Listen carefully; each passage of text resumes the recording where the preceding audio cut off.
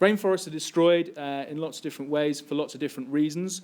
Some of them are gold mining, very valuable in LEDCs as people need the money, cattle ranching, and in the Amazon to build the Trans-Amazonia Highway.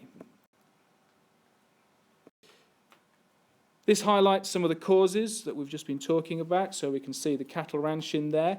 One problem is, of course, it disrupts the nutrient cycle, so less leaves fall off the trees and the soil becomes really poor, which is why lots of the cattle don't look too healthy. Gold mining and the Trans-Amazonia Highway that we've already discussed. Environmental impacts of this, though, is one, the nutrient cycle is destroyed, but also you have flooding.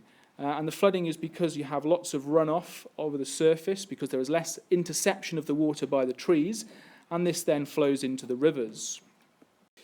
There are some benefits to deforestation. People can earn money through having different jobs. In the case of gold mining, £70 for 3 days gold mining. That's good money in an LEDC nation.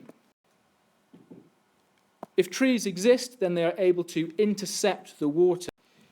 If the trees are taken away, though, there is no interception and the rain falls directly onto bare soil.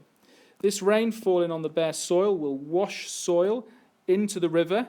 The river will start filling up with soil and the water will then come out of the river, and this will lead to flooding as an environmental negative impact.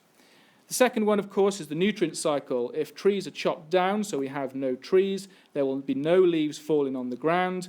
This will mean there will be no nutrients in the soil. That is another local impact of deforestation. Globally, if we chop down the trees, there will be more carbon dioxide in the air, and this will lead to global warming.